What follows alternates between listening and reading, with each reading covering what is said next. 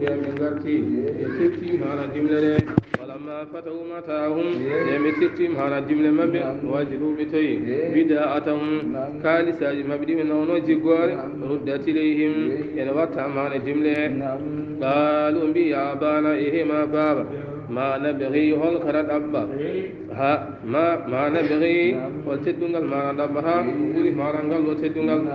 ود الله ندي قولام ما رمج ما نتدن ما نبغي هل خرد أبا ولفو ما نتدنغل ما رنغل دبها ولي ما رنغل وتدنغل لا وتدني من وجيبني من قلمكم وتدني من وبس بهني من جملة من هاي كان وجهين ما كان ساج ما من قدنا بهذه الأمة بدعتنا ودمنا تنبه الأمن ونكال ساج أمن ردت إلينا أرسلام في أرض أمن نأتي من جاد من راجل أمن ونمير من جقنا أهلنا كريج أمن ونحفظ من دار أخانا مسد أمن ونزداد من بيت ترى كيل بعير جمغل مارنجلو ذلك أي خبر لام دون الحال بهم خده خير يسير وبهم على نبيهم لام دون دي مانا كومج على نبي نبي بينا لك مانا بي بابه قال يعقوب مانا بي قال لنرسله معكم حتى توتون موثقا من الله لتاتونني به لا يهان بكم فلما آتوا موثقهم قال الله على ما نقول وكيل قال يعقوب مع نبي لنرسله معكم من أجرام ويا ديمون حتى توتوني صلاة دكتور موثقا من الله آدي مع أمور الله سوانا مع رنغونون وأنمون غرتل مهاي جنغم كانوا مع بنيامين إلا أن يهان بكم صلاة ونفون كدهن ما يدن تون كون ستيون كدهن من أجرام كم بنيامين ويا ديمون سوانا غوندون مع رنغرتل مهاي جنغم يوم سابين قولي كم من رامي فلما آتوا من كيم موسيقه ما نقول رمي قالوا يكن يعقوب الله على ما نقول وكيل من منفوه قالن قالوا ما نتيد قالوا يكن يعقوب الله على ما نقول وكيل من منفوه قالن قالوا ما نتيد ما نحكي مدن يوم سودت معنا بنيامين يا دم وقال يا بني كم يا أبو يلمنا سوء مكو يا بني هم ببيام تطيعون غير يقولوا معنا مصر لا تدخلوا من باب واحد وهنا ترى دم معنا قرال وادخلوا هنا ترى من أبواب متفرقة الدمود معنا سيرتلي نجيه معنا كبدون ولو ما أغني عنكم دون تراغا مودون من الله مراد هدر الله من سين هيهونه ناتر أن دم معنا سيرتلي دم معنا دون تراغا مون غاق الله هدر معنا دومون إن الحكم ولا دنياوي إلا لله سبحانه الله غور معنا ودن عليه الله توكلت ولمعنا دكون وريم وعليه الله فليتوكل يوهون المتوكلون معنا والمتوكل ولما دخلوا من حيث أمرهم أبوهم ما كان يغني عنهم من الله من شيء إلا حاجة في نفس يعقوب قضيها وإنه لذو علم لما علمناه ولكن أكثر الناس لا يعلمون ولما دخلوا لأن معنا بناتري كان بمعنا ببي يعقوب ولما دخلوا لأن بناتري مصر من حيث أمرهم أبوهم وقام ببيرنوني معنا بناتري نون بناتري دم معنا شيطري ما كان يغني لا هين دونش عنهم قامب من الله هدر الله من سين هيهون إلا سوانا حاجة معنا كهاج في نفس يعقوب كنو لمعنا في تاني يعقوب قداها وهالدم كان يعقوب وإنه يعقوب لذو علم كوجم غندل لما علمناكم من غندنهم ولكن نكون أكثر الناس وهيم لا يعلمون غندلهم كما ما يعقوب ده أو جيجي ما غندل كيونغل خد ما قال عندهم ولما دخلوا على يوسف أبي إليه أخاه قال إني أنا أخوك فلا تبتئس بما كانوا يعملون فلما جهزهم بجهازهم جعل السقاية في رهن أخيه ثم أذن موزن أيتها العير إنكم لسارقون قالوا وأقبلوا عليه ماذا تفقدون قالوا نفقد سواء الملك ولمن جاء به حمل بعير وأنا به زعيم قالوا تالله لقد علمتم ما جئنا لنفسد في الأرض وما كنا سارقين قالوا فما جزاء إن كنتم كاذبين قالوا جزاؤه من وجد في رهله فهو جزاؤه كذلك نجزي الظالمين فلما دخلوا من غير كان ببابه ولما دخلوا على يوسف ندين بنا هيك على يوسف آوى إليه أخاه كان يوسف ننجح معنا مسجد مكو معنا وتفين فوري مكو nen musibbe mana ngari yawan sakan yusuf mana wajipini be mana hotibe ay lamma dakhalu alayhi qalu ayyuha al-malik ne min ngari yusuf bin biyani e ma lam hadha akuna odo wal muslimin alay amartana anna tiga bihi gadina ga bihi mun bin da yin gadari jonje mara min gadium فقال يوسف أحسنتم المجني وأصبتم معنا بدي معنا بيوال ستجدون ذلك عندي ولن فيتولدون معنا دوم ثم أنزلهم يوم سوجبني وأكرم نزلهم وتدين معنا جفر قلم ثم أدافهم وأجلس كل اثنين على مائدة يوم سوجب كان يوسف قال يمدد ويوجام إلى القرآن فبقى بنيامين يمدد فون جوات معنا لال فبقى هدي بنيامين معنا بنيامين وهيدا يقول معنا تيلون فبقى أون ويد وقال ويكان بنيامين لو كان أخي يوسف هيا سن مسلم يوسف نقولنا لا أجلسني معهم وإن جوات هنا معكم فقال لهم يوسف بيبي لقد بقي هذا بعدهم قالوا هدي معنا وقالوا فقالوا بي كان له أخ أو تجدون معنا مسلم وجد يوم يبال ونفحلق وندي معنا ماي ونويرنوك يوسف تبن غنى يوسف بكالدا قال له يوسف يوسف ينبي فأنا أجلسه معي ودنغتي كان وجودويم غتي كان ونيام ديام فأخذه ننجم كان يوسف فأجلسه معه وجوجد معنا فلاسمه على المائدة إلى هل وجعل يؤكله ونيام دي بنيامين فلما دخل الليل للجمال أمر لهم بمثل ذلك وأدني بكلمة كلال ويكلم بدينه ينجود إلى هل نيام نلل مانا ينتي ويمانا كلا يمدينو يوم بالد مانا سود كل إسنان ينا مانا على فراس واحد كلا مانا وربدينو يولل دندت مانا بالدهن فقال يوسف مانا يوسفي هذا ينام عندي غتي أول بالك وقور تيلدو غتي أو منهم مانا والدهم يدو مانا نددم فقام بنيامين أمي ما يوسف وندر يوسف على فراسه وللد يوسف عند الدنيا فجعل يوسف مالا بري يدوم إليه إن تقوم شوريمون فيسم ريح أبي إن أورنا مقهن مالا بامون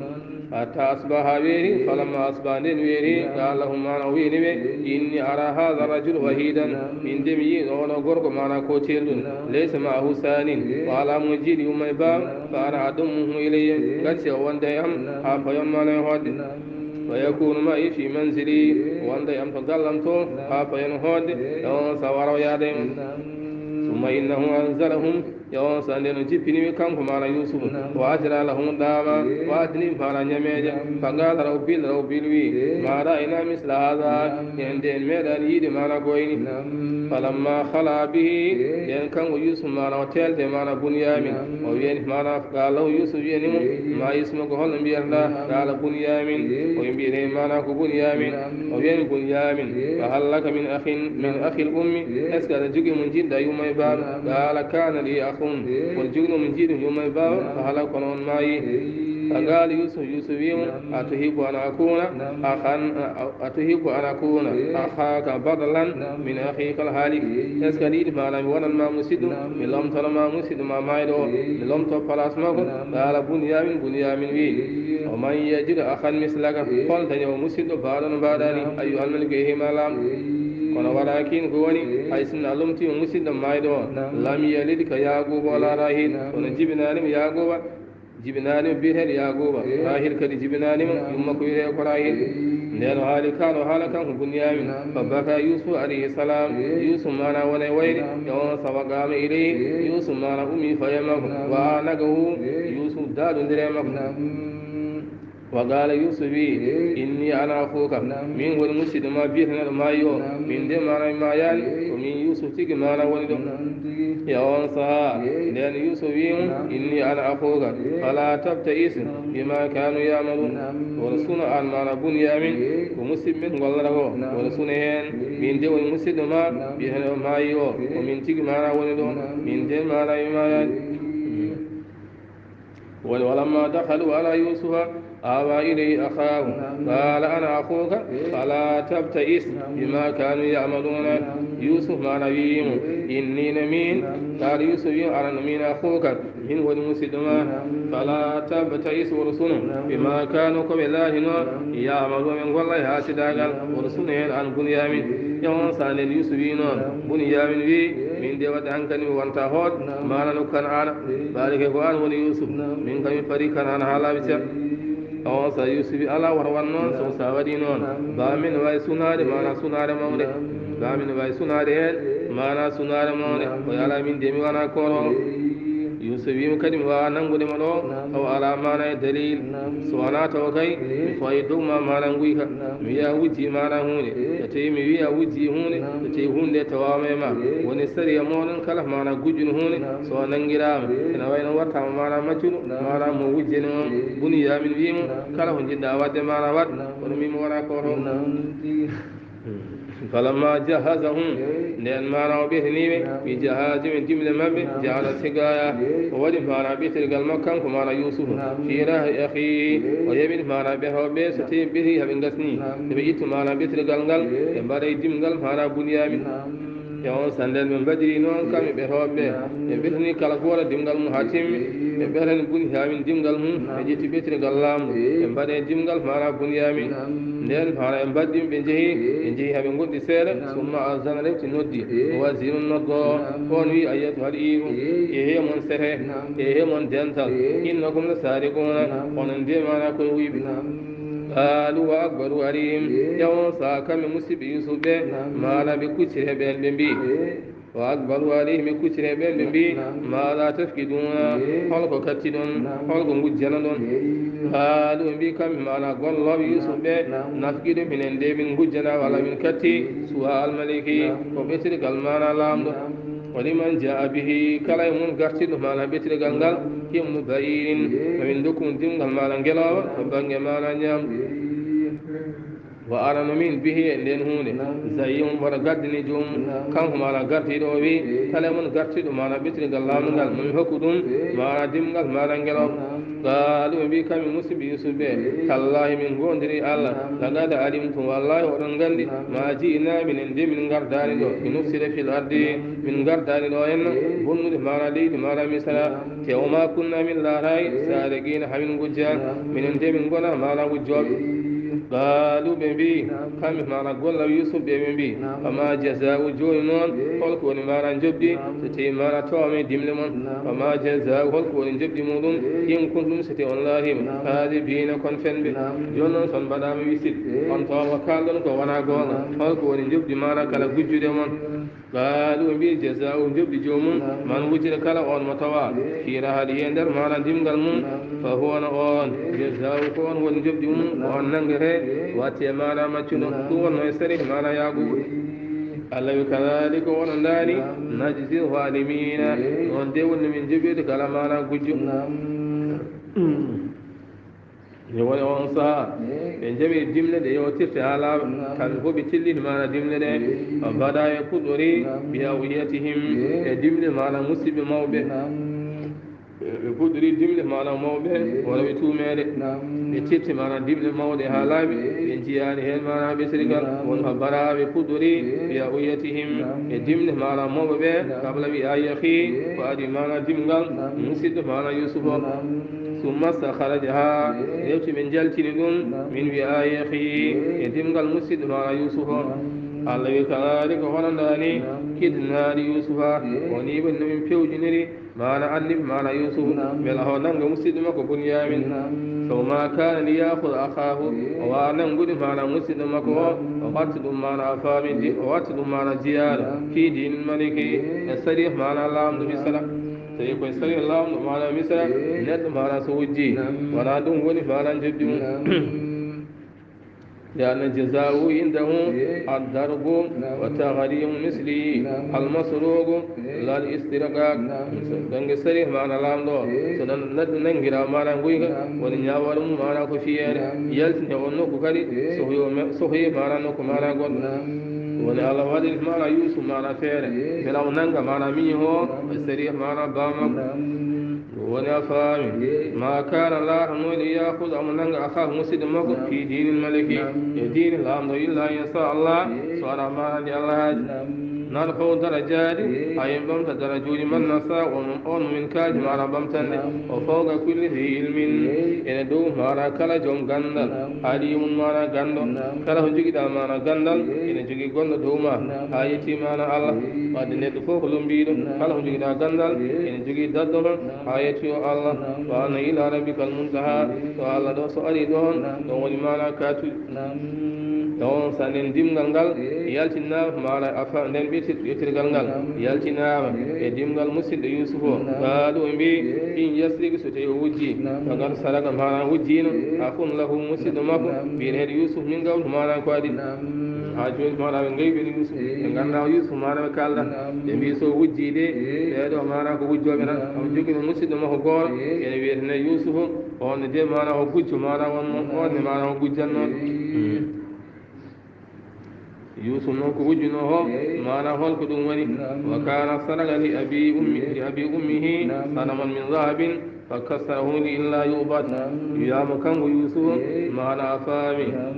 hono mamma ko mana gorko jibino nene maggo wonno joguino mana sanam fewntiraɗo mana kanŋe wiyama wujjidinoma on sanam o heelowi sanam o woto on rewde mana sanam woni koɓe mbi mana ko gujjo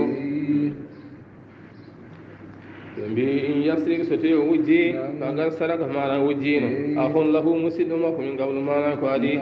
fa sarraha yusuf fi nafsihi yusuf suuɗi e nder mana ɓerde mum walam yubdiha lahu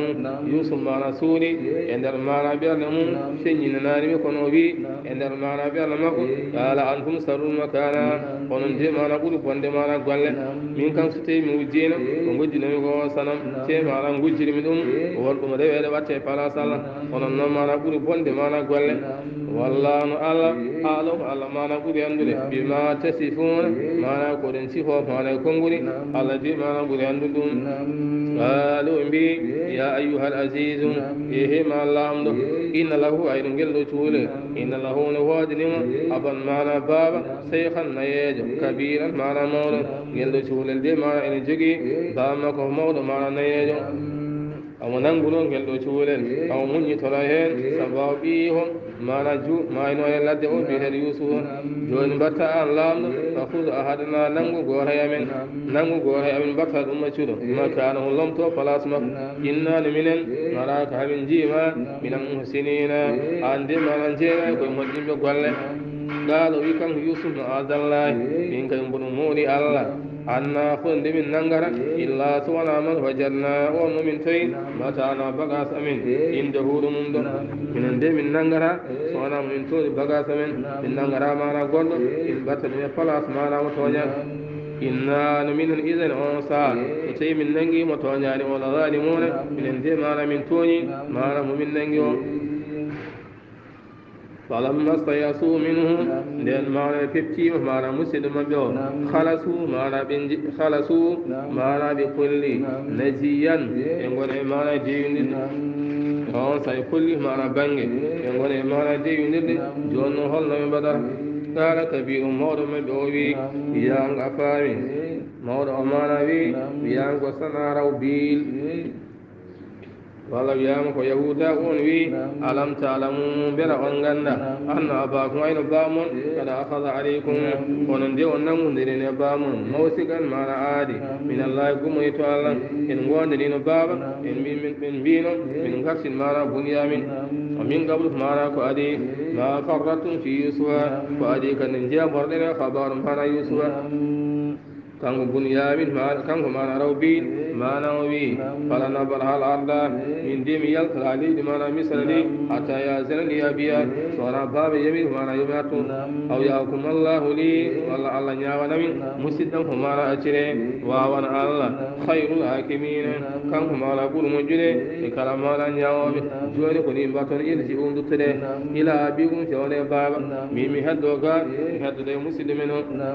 sowona baba yomi artuɓe artata walla musidɗo mo accire yo sa min gartide onon jeehe mana koore faqulu mana mbi on ya bana ma baba inna banaka saraga yo ode mana wujji yo ma sahilna minan nomin tinani sahande wujjarane illa bima alimna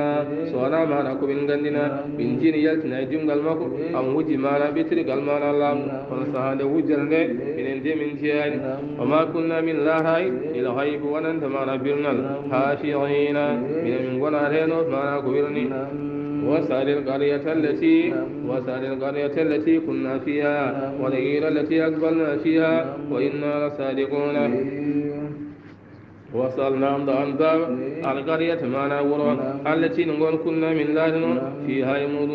نام يم معنا ورا يم معنا مصر والعير التي يسر من غنودا أقبلنا فيها يسر من غندنا سايد معنا نام درابين وإنا من الصادقون من عندكم من كانوا معنا وقونا يودي يلتنا معنا دم قلبكم بيتر قلام دون وجد يوم سندين مسلم بينغرتي كان يدم يعقوب قال يعقوب بل سولت لكم أنفسكم بل سولت لكم سودنيون أنفسكم كيمن أمرا معنا فيها ومعنا نقول لكم فصبر جميل من المعنى جوانغال أسأل الله يا مع الله أن يأتيني بهم جميعا يا ما الله دي معنا كم يفعل الله معنا أتلابين يوسف معنا يمينهم معنا يقول كدي تونا أونا كم يفعل معنا الله أتلابين إنه الله ولا عليم كم كون يقندون معنا على العالم على حكيم ترى الله معنا يقول وتولى عنهم ودوني معنا قام بكم يعقوب وقالوا يا أسفيها سنارم يا أسفاها سنارم على يوسف معنا يوسف وبيدت معنا رنوي أيناهما جرمكم أي إنما حق سوادهما وبدل بيادا من بكاي كم معنا يعقوب ويكو سيت يوسف معنا جهل معنا دنوي ونهبل في معنا وي معنا أومي كم معنا يعقوب عليه الصلاة والسلام يا سفاها سنارم على يوسف معنا يوسف وبيدا معنا رنوي أيناه كرمكم سو معنا غمدم من الحسن معنا سنار فهو نكم يعقوب عظيم أول معنا مطل معنا تكر ولا مطل معنا مت nden haali kala o haala qaalu wi tallahi min gondiri allah taftaw an baba serata tadkuru yusufa sertade siftora mana yusufa hatta takun ha laaraɗa haradanade jimte e kombal mayde aw takun walla laaraɗa min alhaalikin koye fawi maɗa jeeɗa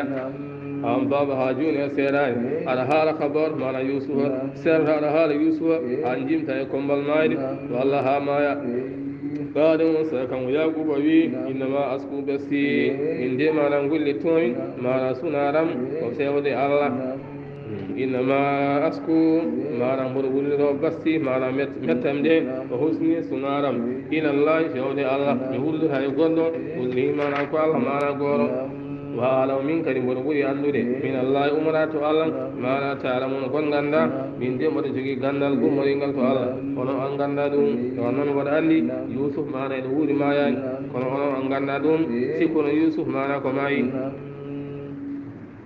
yawon sa kanko yaguba o windi mana lettere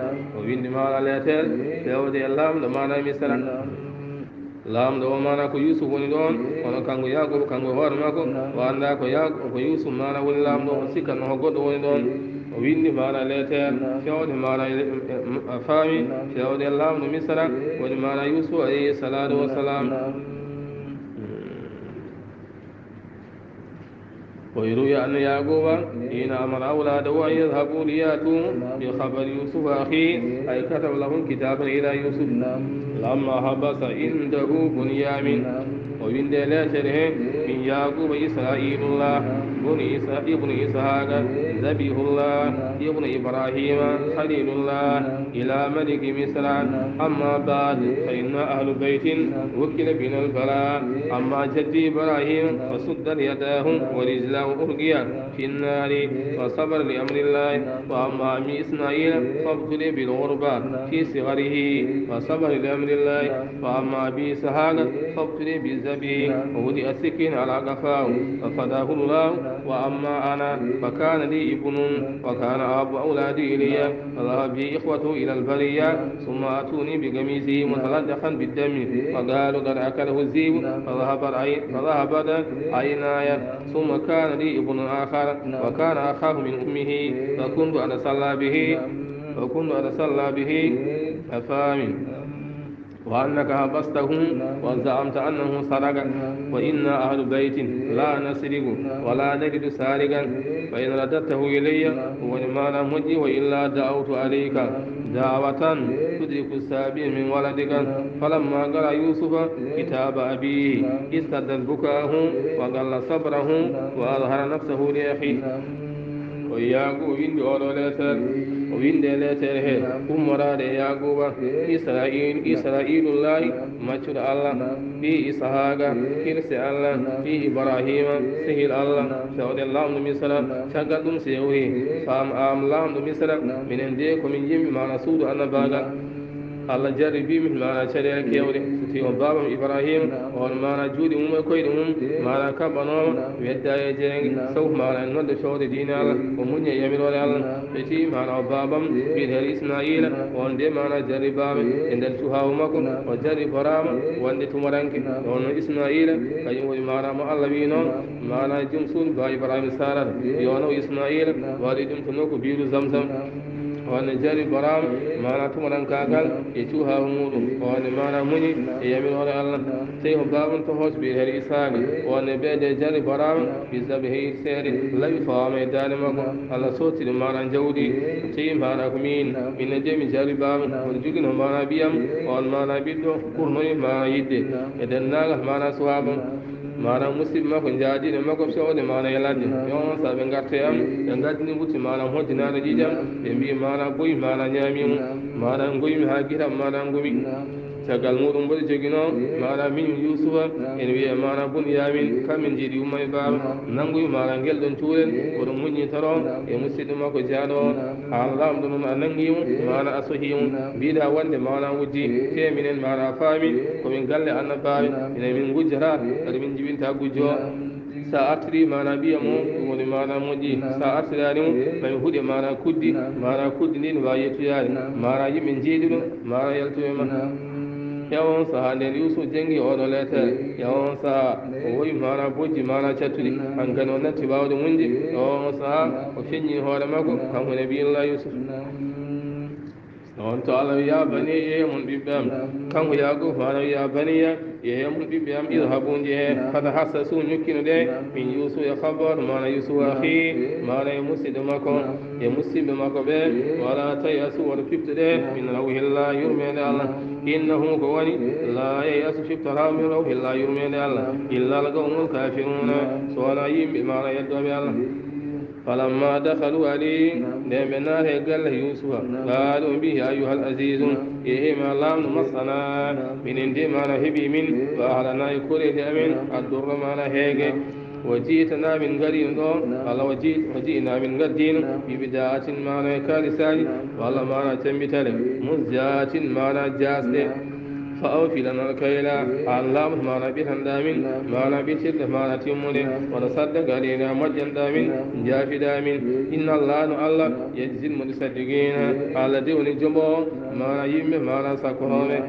قال أنسى ويكان يوسف نفل في هنغني فين جوار مكو وي هل عليكم بلا أورنغندي ما فعلتم كنقولون دون يوسف ما يوسف est-ce que mana oɗon ciffara holko gollum ɗon mana yusuf wa akhiya musidɗo makko mana bunyamin idan tum jahiluna ati onon kon majjiɓe est ce que oɗon ciffara holko mbannoɗon yusuf e miñum idan tum jahiluna so tawi mana kon majjiɓe mana on keptinani mo kaldono noon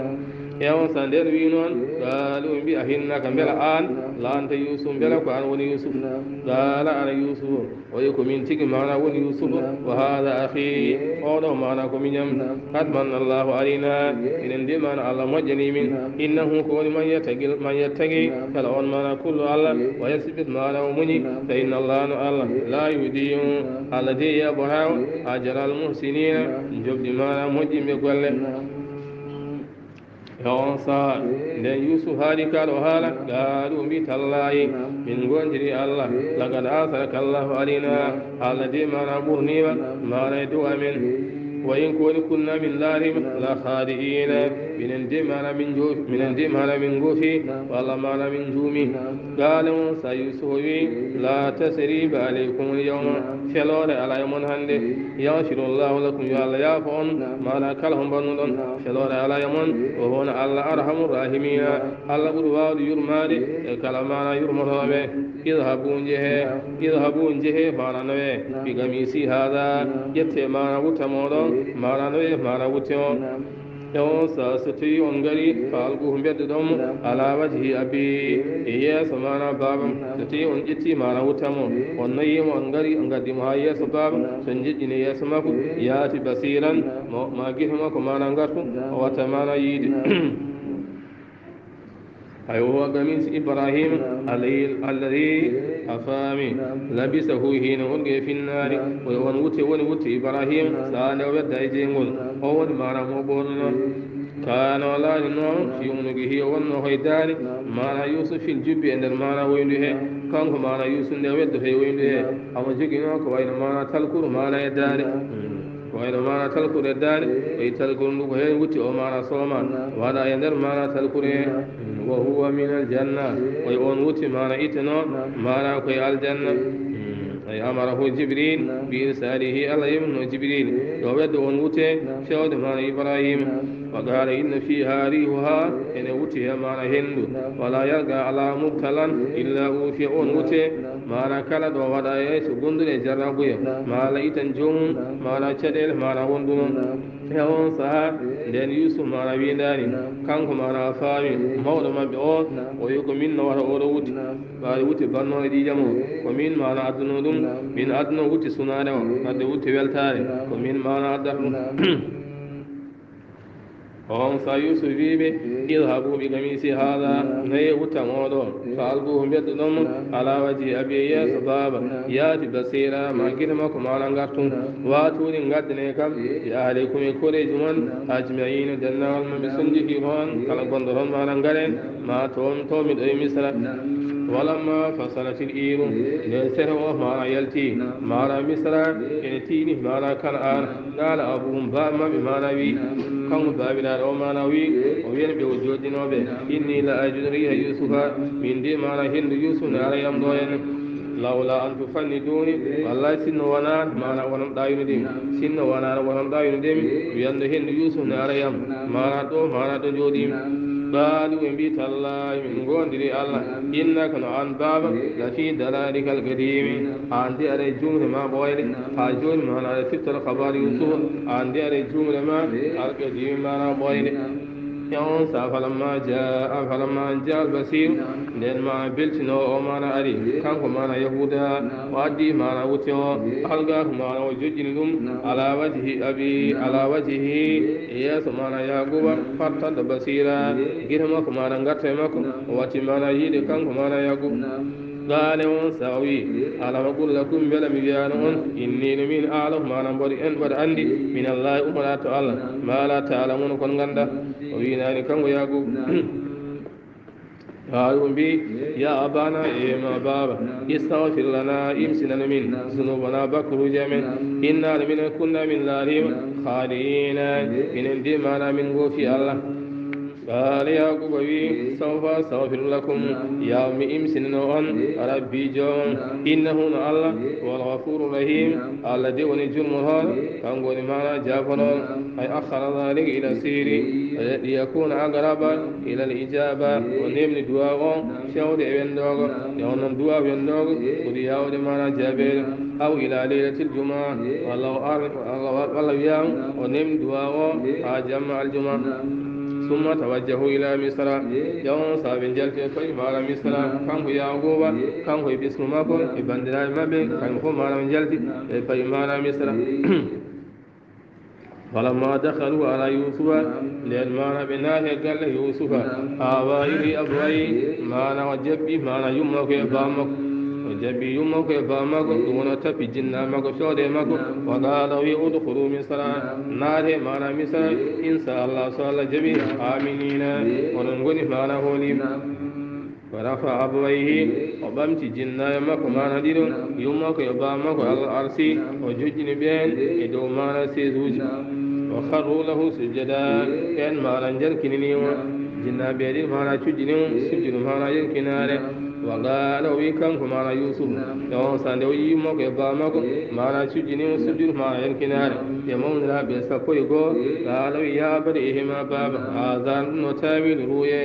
ثم دون يشير معنا كل لم من قبل معنا قادي قد جعلها ربي حقا على دي غونغني معنا كل معنا من دين من غون وقال أحسن بيا على دي معنا مجني كم إذا خرجني سهل على يلتني من السجن معنا كسون وجاء بكم على عدي من البدو ومراد باديا من بار تقل أن نزغ سيدان لسيدان معنا بني بيني حقنا وبين إخواتي حقنا معنا مسلم إن ربي أين جوم لديكم على دي معنا كون ودير كلهون لديكم لما يساء أمون كلا كوهاجي كنغ الله إن وديم كنغ الله لديكم لما يشاء الله ما إن ونيم لما يشاء كلا كوهاج ما إن ونيم كم الله إنه الله هو العليم كم ونقول تقول مك على حكيم كلا يقول مك وأقام عنده أبواه والأبوه 24 سنة يومك يفهمك ما نقول دمك عند المثل دوبين وقاسني قال يا مدوي ما نسقي جيني فكان المدة فراقه وإما ندمنا سيري مك ما نجنا مك 18 أو 40 أو 80 سنة يا مدوي سقيدني ولا دوبي سبني ولا دوبي سبن جيني وهدره الموت دين ما كان يعقوب ما ما يد عليكم ووصى يوسف وصي ما يوسف أن يحمله ليترم سوماي ويدفنه أبويا عند أبي بامك فمدى بنفسه ودفنه سمه نوسا للماي يوسف ما نوه مهان ما أبوي مهان ثم عاد إلى مصر وأتي معنا مصر وأقام بعده ونبي تقل ما يد بامك 23 سنة بوي معنا ناقصت فلما تم أمره للخبر مكما تمي وعلم أنه كن لا يدوم لا ويتاقى نفسه إلى الملك الدائم في مكما روانا يوله غيره الله ما نجم له ما ندومين سوي كان يوسف ربي قد آتيتني من الملك وعلمتني من تأويل الأحاديث فاطر السماوات والأرض أنت ولي في الدنيا والآخرة توفني مسلما وألحقني بالصالحين وهي أتجاوز على آتيتني فضلك وفيك من الملك أمرا لإله وعلمتني أن لك من تأويل الأحاديث تشير على كل قادر السماوات والأرض أول تبدأ